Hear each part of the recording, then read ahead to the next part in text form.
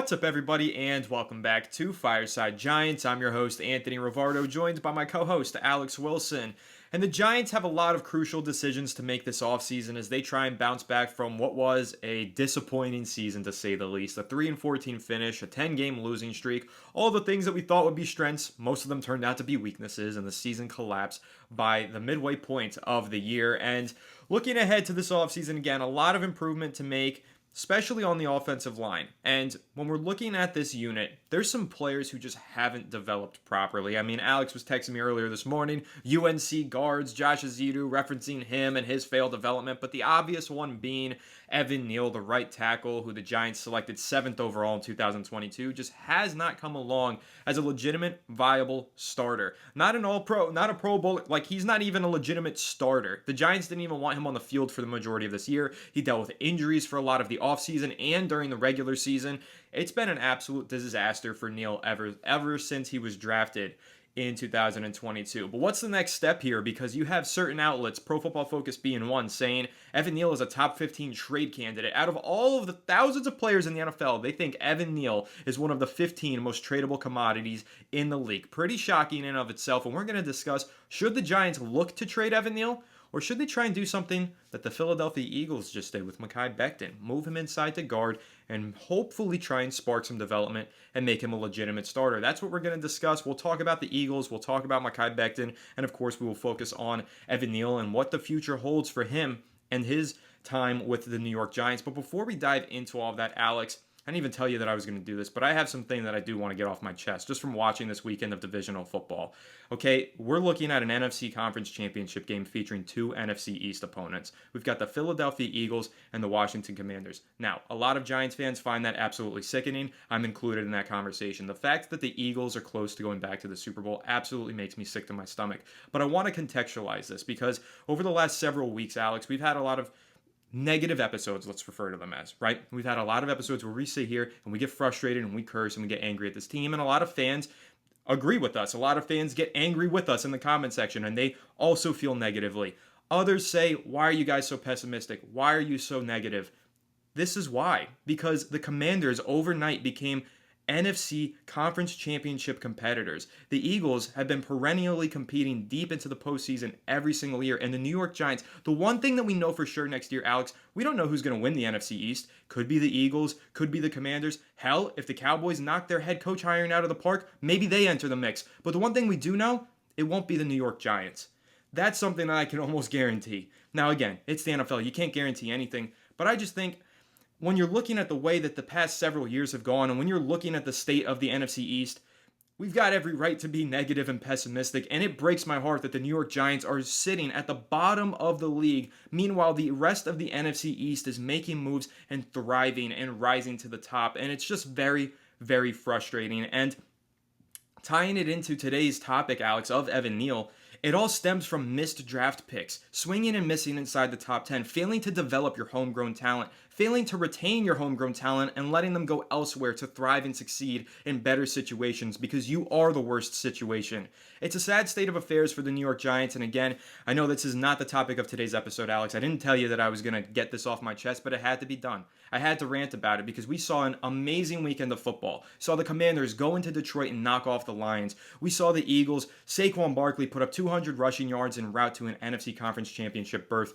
It just sucks to be sitting there on the couch as Giants fans watching all of that unfold and watching the NFC East be the top division in the conference. Meanwhile, the New York Giants almost certainly going to be at the bottom of it. Every team except for the Giants in the NFC East has what they believe to be a franchise quarterback. It all ties into the quarterback position. The New York Giants have to find that hope at the quarterback position this offseason. Otherwise, what they do with Evan Neal won't matter. What they do in their front office, what they do on their coaching staff, none of it matters. Look around the division, look around the conference. The New York Giants have to find their quarterback this offseason. Just wanted to get that off my chest, Alex. Sorry, I know it was a long monologue to open up the episode, but it was weighing on my mind after a great weekend of divisional round football. How are you doing today? And what is your reaction to the divisional round, Alex? And as we segue into our topic of conversation around Evan Neal, how are you feeling about him, especially when comparing his career arc so far to that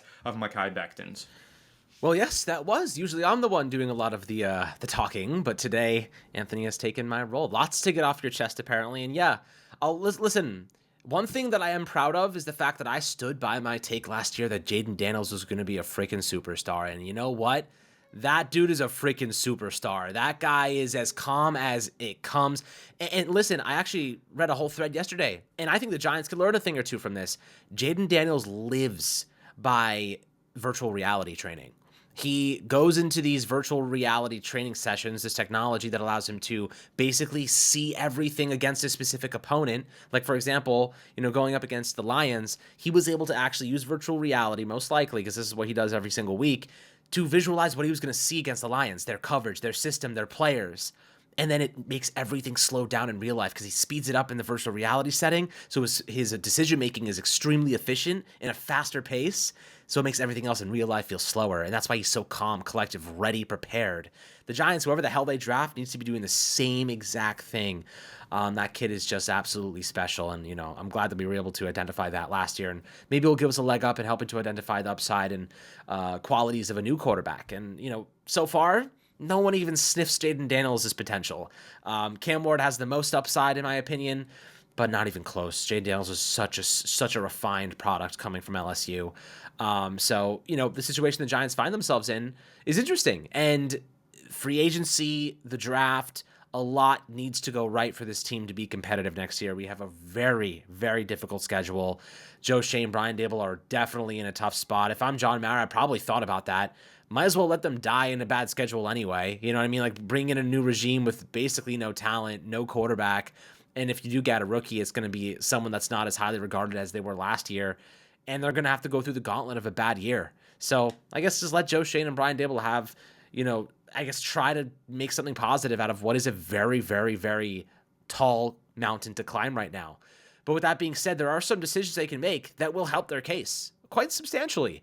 And we're going to talk about Evan Neal, and we're going to talk about, I'll throw in a name in free agency that I really like as well, because I do think this needs to be a comprehensive effort to addressing the offensive line. Once again, Anthony, according to PFF, we ranked 28th in pass protection. Losing Andrew Thomas, we had no one to back him up. We had no depth. Josh Azidu, nothing. Marcus McKethan, no longer on the freaking team, guys. We have nobody, no depth pieces here. If I'm the Giants, I'm signing a good, undervalued player like Patrick McCarry from the Baltimore Ravens. That's my free agent of this week. I really like him. He gives me John Runyon vibes with the ability to play multiple positions, a little bit of versatility, but even more, he can play both tackle positions, and he has experience at center, which I think is a very good thing to have in case John Michael Schmidt struggles or he gets injured, which has been has happened over the last 2 years. So, having that insurance policy, also a lot of experience at left tackle where he's been excellent. I wouldn't say excellent. I say serviceable at left tackle. But in context with what he's asked to do, he was excellent in his role. So having an insurance policy for Andrew Thomas is imperative. And a lot of people are talking about Evan Neal moving into offensive guard, and we are going to talk about that, and we absolutely agree. But there is no way on this freaking earth I'm going into 2025 with Evan Neal moving to guard and cementing him as a starter without giving any sense of competition at the position. No freaking way. He's been a horrible player for this team for 4 years now. And the truth is, or 3 years, and the truth is we need to get a good, competent, progressive season from him, but I'm not putting my money on it. I'm not putting my chips on Evan Neal having success at guard. I need to have a legitimate starting option there. And Evan Neal can work his way in. Evan Neal's got to earn that job. And there are injuries every year. He'll get the chance to play. It's just a matter of being ready for it when the time comes. So, Anthony, tell me your thoughts about Evan Neal. I know people have mentioned trading him. People have mentioned moving him to guard. What is your perspective? I love the fact of moving him to guard. I'm open to it. I just need to have another starter in there to help compete. No, 100%. The Giants, I mean, listen, how many times have I said this over the past month or so, Alex? The Giants have not had backup plans for any of their strategies, right? They didn't have a backup plan when they had Daniel Jones roll into 2024 as the starter. They should have signed a more legitimate, competitive backup quarterback to push him for that starting job. Drew Lock wasn't going to do it. We obviously mentioned guys like Russell Wilson. The Giants said to Russell Wilson, you don't have a starting job if you come here, so he decided to go elsewhere, and now he's with the Steelers and went to the playoffs. You've got guys like Justin Fields, also ironically went to the Steelers, but he was available for a late round draft pick Giants didn't even consider making a trade for him. So they failed to have backup plans at quarterback. They also failed to have a backup plan at left tackle. Andrew Thomas went down and the season went down with him. When he got injured this season, the entire offensive line collapsed because they didn't have anyone legitimate to plug in and play at left tackle and actually be a viable starter. They tried with Josh Azedo, but guys, Josh Azedo is a guard. He never was a tackle, and the Giants just tried to force him to work at left tackle. If the Giants didn't sign anyone at guard this offseason, Alex, and just pushed Evan Neal into the starting lineup, it would be the exact same thing as planning for Josh Azedo to be your backup left tackle once Andrew Thomas went down. It would be projection based only. There would be nothing concrete about that decision. So while we're going to talk about Evan Neal, why he should move to guard and why we think that could turn his career around, that's not where it starts and ends for the New York Giants this offseason on the offensive line. They absolutely 100% need to continue to add talent to that unit. They need versatile depth pieces and viable starters combined. Like you said, Patrick Mercari makes a lot of sense for them because he can play multiple positions on the line, and at the bare minimum, he's a quality backup. At the best, he could continue to develop into a better starter than what he even is right now. But it can't just be Mercari and Evan Neal competing for the starting right guard job. Bring in a legitimate pro who can start, somebody who's done it for several seasons, even if they're an aged veteran who's entering the final year of their illustrious career. I don't care who it is. The Giants need to find legitimate starters to fill in these positions on the offensive line. Otherwise, whichever quarterback they put back there is doomed to fail regardless. We've had that conversation so many times. The Giants, are they even a situation where a quarterback can succeed, right? We had that talk last offseason. A lot of fans said, oh, maybe the Giants should just draft Joe Alt or Malik Neighbors, continue to build out the roster, plug in a quarterback the following offseason. Well, here we are the following offseason. Plugging in the quarterback is easier said than done, and the Giants still don't have a roster worthwhile competing in the NFC East. Need to continue to add talent. So I love the point that you bring up there, Alex. Got to bring in a guy like a Mercari or somebody else. Even if you want to swing for the fences, go for Trey Smith, Kansas City Chiefs right guard, one of the best in the league. He's going to cost you a boatload of money, but man, I can't think of a better position group for the Giants to spend that money on than offensive line, considering how much they have tried to fix that unit and how often they have failed to fix that unit over the last decade or so. So let's talk about Evan Neal, though. So we've kind of talked about everything else. Let's finally dive deep into the Evan Neal kind of conundrum here, because this is a guy who across 3 years has missed over 25 games due to injuries or due to the fact that he wasn't good enough to see the field, because that happened this season as well. On top of that, when he has been on the field, he's been horrendous. I mean, you're looking at his rookie season, Alex. He had a pass blocking grade of 42 from PFF. He lit up 52 pressures that season, 7 penalties, 8 sacks. Then in his sophomore year, which he only played 9 games in, he had 29 pressures, 2 sacks, and 5 penalties with a 38.5 PFF pass blocking grade. Every time he's been on the field, he's been terrible. Now, this past season, he did play the best football of his career, Alex, and we do have to give him credit for that. He played 459 total snaps. He led up 17 pressures and 2 sacks, which is a pretty bad number, but his PFF 80.8 run blocking grade was excellent. And if you did watch the All-22 film this past season for the Giants, We'll give Evan Neal credit. His run blocking was pretty decent. He played a lot better. But that's kind of the thing to key in on with Neal, right, Alex? Because we always talk about him aligning at right tackle, how his feet are clearly too slow, and he does not have the agility to defend edge rushers, right? These pass rushers in the NFL nowadays are so fast, so quick, and so powerful. When they come around the edge, it is so tough for a 6'7", 350-pound right tackle like Evan Neal to get to his spot and actually pass protect from his position. That was the same problem that Mekhi Becton faced when he was with the New York Jets, also a former top 10 draft pick. The Jets forced him to work. They tried to make him work at tackle. 3 years passed by and they couldn't get it done. He could not succeed at offensive tackle. So they just cut him. They didn't move him to guard. They didn't try and make him work. They didn't give him the proper coaching and development that he needed. They just released him. I don't want to see the New York Giants make the same mistake, because after the Jets released Mekhi Becton, he sat on the free agency market all offseason, and around the time of last year's NFL draft, he signed with the Philadelphia Eagles. The Eagles moved him inside to guard. He put up career best numbers all throughout the year and is now going to be one of the best offensive linemen available on the free agency market. Mekhi Becton is exactly what the New York Giants should hope that Evan Neal is. They're around the same height. They're around the same weight. They entered the NFL with about the same expectations as a franchise franchise offensive tackle. They've both failed to live up to those expectations. Mekhi Becton has found a second win in his career due to a position change and better coaching from the Philadelphia Eagles. The New York Giants cannot allow Evan Neal to leave, get better coaching elsewhere, move to guard, and be the same story that's embarrassing the New York Jets right now. Get ahead of the curve here. Actually coach Evan Neal. Move him inside to guard. Give him a chance. I don't understand why they've been so resistant to the idea for the last couple of years. It's an idea that was floated out after he struggled as a rookie. Everybody's been saying, hey, he doesn't look like an NFL tackle, but he's got the qualities of a pretty solid guard. Give him a chance at that position. The Giants have refused to do it. Carmen Brasillo had crazy quotes even in December saying that that's not their plan. Brian Dable has refused to acknowledge that that could be a good idea. They refuse to give Evan Neal a chance to prove himself. And this is the key factor here for me, Alex, before I hand it over to you. The New York Giants view moving Evan Neal to guard as giving up on him. I view it as the complete and total opposite. Moving Evan Neal to guard would not be a sign of admitting defeat. It would not be a sign of admitting failure. It would be a sign that you still believe in his talents and that you are taking responsibility for his lack of development. The New York Giants are embarrassed to move him to guard because they don't want to admit that he failed at right tackle and that they missed on another top 10 draft pick. But that's not the narrative that should be painted here. Moving him to guard would not be an admission of failure. It would be an admission of belief that they still believe in Evan Neal's talent and believe that they still have an opportunity to maximize the talent that he walked into the NFL with as a top 10 pick out of Alabama. Move him to guard, see if that talent is still there, maximize it at the guard position, give the kid a fighting chance to succeed in the NFL. That is what the New York Giants absolutely need to do, and that's my take on it. Moving him to guard, Alex, is not an admission of failure. It is an admission of confidence and belief. What is your take on that, the New York Giants moving Evan Neal to guard? I don't see how anyone could disagree with that. In fact, I would say it's, like you said, trying to salvage his value at this point. It's trying to salvage him.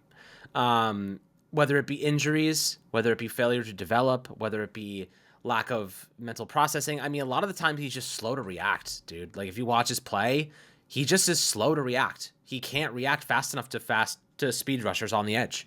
He doesn't get out fast enough.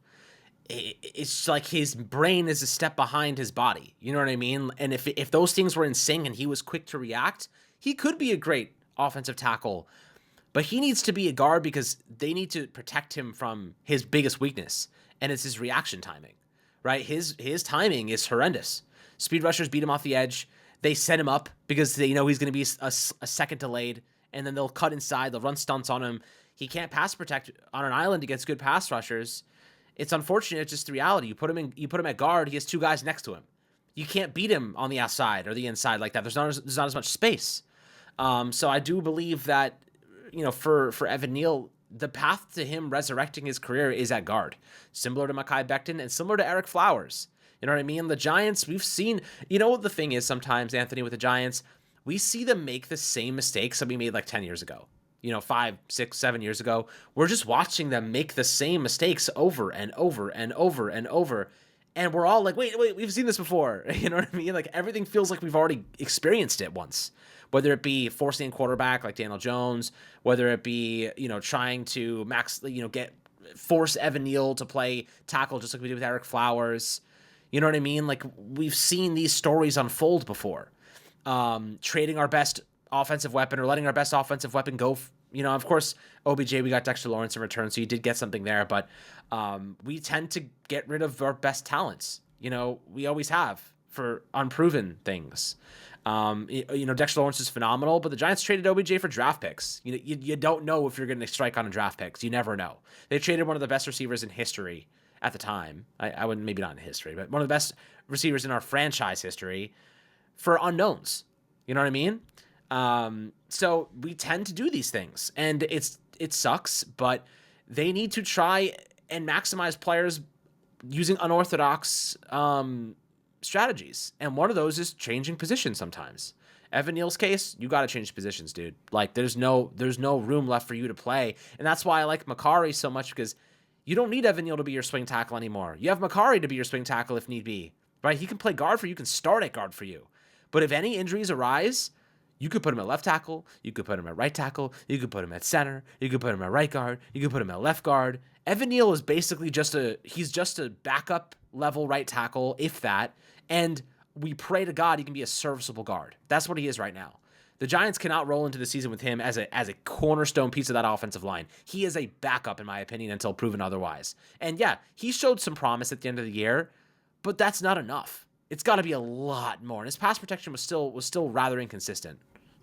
I also think it's a hidden detail that's not mentioned enough that Evan Neal was a healthy inactive in Week 18. Does anybody realize that? I feel like nobody discussed that. He wasn't dealing with an injury at the end of the season, and he did not play in Week 18. He played well in Week 17. He played terribly the week before that in Week 16. Actually, I wouldn't say he played well in Week 17. He played okay versus the Indianapolis Colts. But in Week 18, the New York Giants decided to keep him on the sideline. So if there is ever a sign that we needed that the New York Giants have given up on their talent in Evan Neal, that would be it.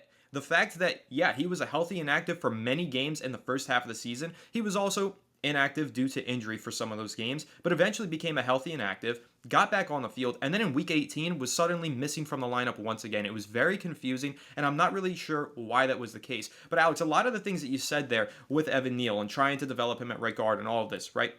It all makes sense. However, if the Giants do not believe in Evan Neal, and if you are not willing to give him an opportunity to develop, you don't think that there is anything unlocked, is there an argument for attempting to trade him away this offseason? And reminder, at the trade deadline, the New York Giants did reportedly receive calls on Evan Neal. There were a few players that they received calls on, Darius Slayton, Azeez Ojulari, those were the guys that we discussed the most, but we didn't discuss Evan Neal because along with those reports, was that the Giants refused to include him in any trade negotiations. They said that they would not trade Evan Neal. However, there were teams interested in trading for him. So, Alex, that begs the question, and I'm going to allow you to answer it first.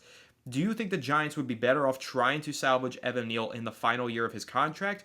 Or should they trade him to another team that's willing to make him a guard and trying to develop him, get a pick for him before he possibly does play out the final year of his deal and leaves in free agency the following year for nothing? It's a great question, and at this point, I think you just keep him for a year because the truth is he's not going to get you anything on the trade market. He is, I mean, we're talking maybe a 6th round pick you get in return. If Joe Shane trades Evan Neal for a 6th round pick 3 years after spending the 8th overall pick on him, it'll be one of the biggest stains in the history of this franchise. You know what I mean? Like that is catastrophic level of incompetence. Catastrophic. And maybe it's not just Joe's fault. Maybe it's the coaching fault. It's the coach's fault as well. So the blame can certainly be spread around. Believe that. But you need depth, man. The Giants can't go into this season with no depth on their offensive line. I think he serves a purpose, right? Is he my starter? No. But he can be a competent depth option at guard and tackle. And the Giants don't have any competent options at guard and tackle in terms of depth. I would also keep Greg Van Roten if that makes you feel any better about depth. I would keep him on a minimum contract. I'll go get Patrick McCarry, and I would get Greg Van Roten, and I'd keep Evan Neal. And then you at least have some assurances that if your offensive line explodes, you at least have depth pieces that have experience and are competent. You know what I mean? I think that's the way you go. You can't, especially if you're going to draft a rookie quarterback, especially if you draft a quarterback, you can't afford to be trading guys like Evan Neal because you need to see if there's anything left, right? Before you trade away a lottery ticket, to somebody else. And I would be willing to bet anything he will go to a team like the Ravens for like a 6th rounder, and the Ravens will turn him into a very decent right guard or left guard. McCarry played left guard for them, so who knows what they're going to do. But I would bet anything another team gets the most out of Evan Neal. He is the perfect. I mean, look, let's be honest. Most of the Giants are like perfect trade candidates because they'll probably play elsewhere better because of our coaching. But I think you got to keep Evan Neal, and I think you got to draft McCarry. Rather, you got to sign McCarry. Keep Greg Van Roten on a 1-year deal, and you got to keep Evan Neal because you need to have a strong offensive line next season, whether it's a bridge, whether it's a rookie, does not matter. Joe Shane and Brian Daboll, their backs are against the wall. Trading away pieces like that only makes it look worse for them. So, yeah, I think keeping them is probably in their best interest. I think it's in the best interest of the team as well. I agree with you, and I think that it's a similar conversation to the one that we had in the offseason during the regular season about Azeez Ojulari, right? It's a very similar situation where you feel like, and it's actually, Alex, it's kind of funny because you're arguing the opposite side of this because during the regular season, I said the 6th-round pick for Azeez Ojulari is not worth it. I'd rather try and hold on to him so that we can extend him in the offseason. And you're kind of saying something similar here about Evan Neal. The 6th-round pick isn't worth it. So It's a I little know different. it's not the exact same situation one-to-one, but it is similar. And because of your line of thinking on this Evan Neal thing, I just thought it is similar to my line of thinking that I had on Evan Neal. And I do agree with you. Why trade away Evan Neal for scraps? I mean, you invested a top 10 pick in him. You failed to develop him. Give him another year. Give yourself another year to try and unlock something in him. Now, that then becomes a big question. Do we trust the Giants to actually develop this kid and unlock something in him?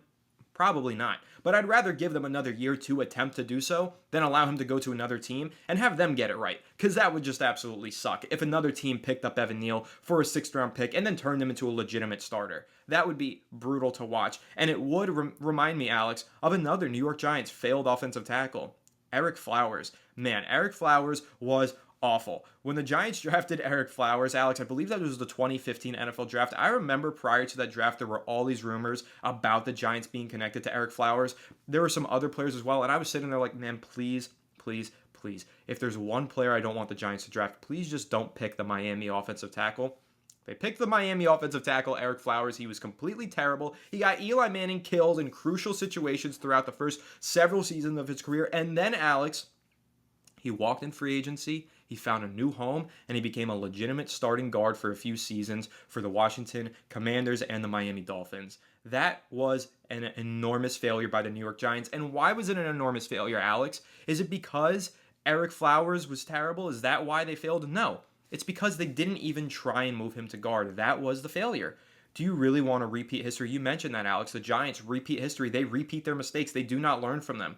Do we really want to repeat history here and have another Ereck Flowers situation where he gets a payday elsewhere? He becomes a better player elsewhere because of our insistence to leave him at tackle like we had with Ereck Flowers? I don't want to see that happen.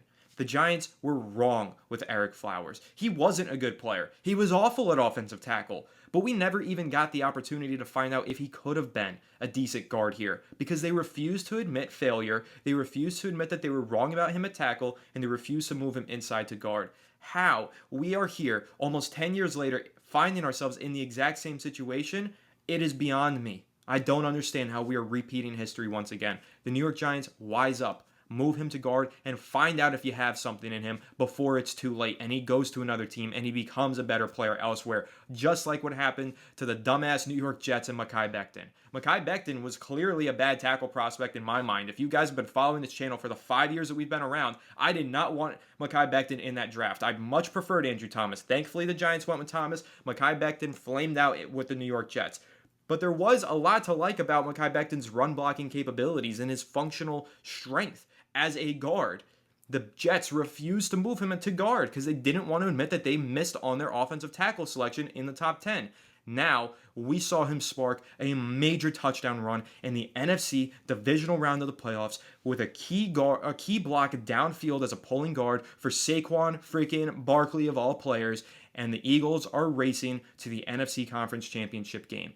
A major reason why is because they took Mekhi Becton out of free agency, turned him into a reclamation project. We use that word a lot, Alex. We talk about reclamation projects for the Giants to consider at quarterback. How about the fact that the Philadelphia Eagles found a reclamation project on the offensive line, converted a talented but failed tackle into a talented and legitimate guard? I think they deserve a lot of credit for that. That's why the Eagles are competitive at the top of the NFC year in and year out. It's because they find talent and they find out where that talent works best. It's not about fitting a square peg into a round hole like the New York Giants have tried to do over and over and over again with all of their failed draft picks. Find that square peg and put them in the square hole. It's that simple. That's what the Eagles just did with Mekhi Becton. That's what the New York Giants need to try to do with Evan Neal. And hey, it's totally possible, Alex, that he is not a square peg. And maybe he's a triangle peg and he doesn't fit in the square hole either. But at least find out. Yes, thank you for pulling up the perfect meme. I love it. At least just try to figure it out. Try to find out what you have in Neal, because maybe he's the square peg. Maybe he's the triangle peg. Who knows? But at least try and find out, like the Eagles just did with Mekhi Becton. That's your best case scenario. You have a Mekhi Becton. Your worst case scenario, he still sucks and you move on the following year like you would have anyway. But you're doing yourself a disservice if you don't explore all possibilities, plan for the best, plan for the worst, and give him a chance. Just give the kid a chance and see if he proves you wrong. You have to at this point. You got to give him a chance. Otherwise, you're I guess you're just giving up on a player you spent a 7th, 8th overall pick on a couple years back. And at this point in time, the Giants can't afford to have more misses like that. They can't afford to have more embarrassments. They need to have a lot of. Joe Schoen has to put together what is the greatest steal in history. He has to weasel his way out of. He's got every bit of pressure on him right now. There is not an ounce to spare. He's got to knock this offseason out of the park. There is no other way, Anthony, no other way. Anything short of freaking amazing is going to get him fired. That's just the truth. Next year's schedule is so hard, so difficult, and the quarterback class is so underwhelming. He's got to have a genius freaking plan. And he has to lean on Brian Daboll to find the right quarterback, man. He's got to look at Daboll and say, dude, we have one more shot to do this. We got one more chance. We have no freaking slack, no room to spare. Who do you want at quarterback? Just tell me who you want. That's what I'd be saying if I was Joe Schoen right now. I'm taking it out of my hands, and I'm asking Brian Daboll, who's now in charge of, by the way, I think Brian Daboll is the most important element in this entire equation, because he and his ability to develop the next quarterback is going to be what saves their job or gets them fired, right? So if I'm Joe Schoen, I'm going to Brian Daboll and I'm saying straight up, man, what quarterback gives us the best chance to save our jobs? Like straight up, because that's the. I know Joe Schoen says we're not going to make any aggressive and irrational moves, but that's just what they have to do. They have to do it. Otherwise, they're look, from a human standpoint, Joe Schoen and Brian Daboll are going to make decisions that help them keep their jobs. And helping them keep their jobs, fortunately, aligns perfectly with the Giants being better, right? Like, that's just ultimately what we hope that means. It should mean that. So if I'm Joe Schoen, I got to get Daboll in this room and be like, look, these are the guys we have. Get after the film and tell me which one of these guys you can make competent as a rookie or a bridge. I don't know. But this decision will determine our fate. You know what I mean? And that's just the truth. So I'm excited to see what happens, Anthony. It's going to be very, very interesting next couple of months. We obviously got you guys covered on a hell of a lot of film reviews that we're going to keep doing and more analysis videos on these quarterbacks and other premium talents. So definitely keep tuned and stay involved and, enjoy the content, because we're going to be here all off season doing it. Yeah, we've got maybe too much content planned, some might say. No, it's never enough, right? We are just happy to talk New York Giants, even though they're terrible, and the rest of the NFC East is a lot better than us. We're going to talk about the moves that the Giants can make to compete in the NFC East. That is one thing, though, Alex. I'll use this as my closing thought. When Joe Schoen took over as the general manager, in his introductory press conference, he said that his mission was to close the gap between him and the top of the NFC East. So far, I'd say he's done the opposite. I say the gap has widened, and that's why I advocated for moving on from him so hard towards the end of the regular season, at the beginning of the offseason. However, that is not what happened, and we are now here trying to figure out what Schoen and company can do to make this team competitive in 2025. Whether that's moving Neal to guard and make a few other moves, finding that franchise quarterback, it all ties in. That's what we're going to continue to discuss here on Fireside Giants throughout the offseason, reacting to every move that the Giants make, predicting their moves, and giving our takes and opinions on what they should and shouldn't do going forward. I can't wait. It's going to be a really fun offseason. It's already been really fun, and it just got started. So stay tuned. Make sure to leave a like if you enjoyed this episode. Subscribe to the channel if you're new. Ring the bell so you don't miss an episode, and comment your thoughts down below in the comment section. If you're listening to Apple or Spotify, make sure to leave us a 5-star review, and go ahead and follow us on all of our social media channels at Fireside Giants. Without further ado, we'll catch you all on the next one. Have a good one, and let's go Giants.